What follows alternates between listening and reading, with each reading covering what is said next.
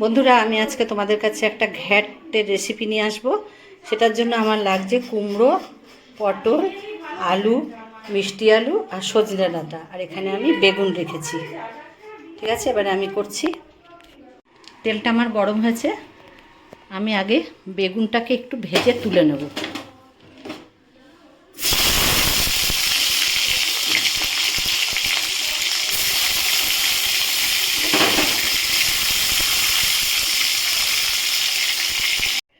আমার বেগুনটা ভাজা হয়ে গেছে।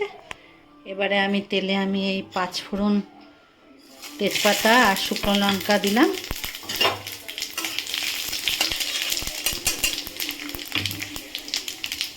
একটু ভাজা হয়ে গেলে আমি এতে এই সবজিগুলো দিয়ে দেবো।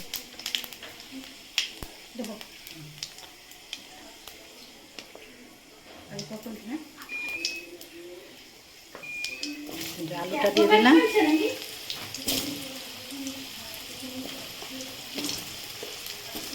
আলুটা দিয়ে দিলাম, একে একে আমি সব দিয়ে দেবো। মিষ্টি আলু,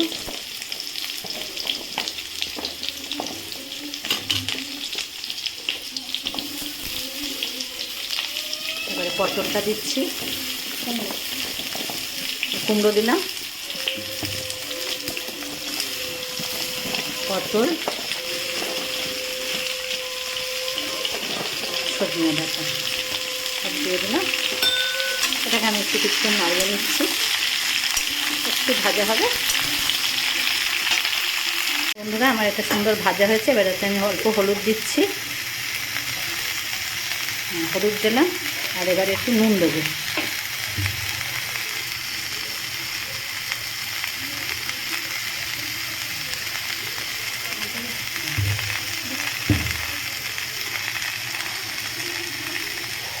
নুন দিলাম, এবার আদা বাটাটা দিয়ে দেবো।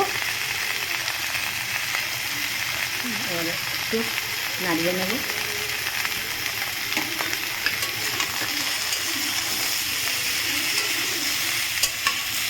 কিছুক্ষণ আবার কিছুক্ষণ কষিয়ে নিচ্ছি।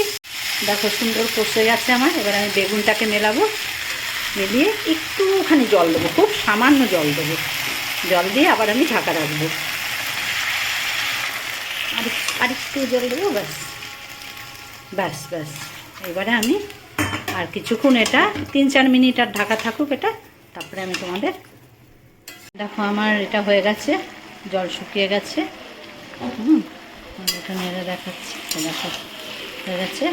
এবারে আমি একটু মিষ্টি দেবো এতে। এই তরকারিটা একটু মিষ্টি মিষ্টিই ভাল লাগে।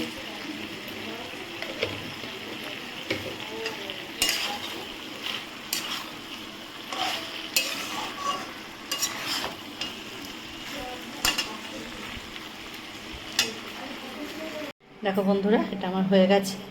এবারে আমি এতে একটু এই যে ভাজা মশলা উপর থেকে ছড়িয়ে দিয়ে ঢেকে দেবো।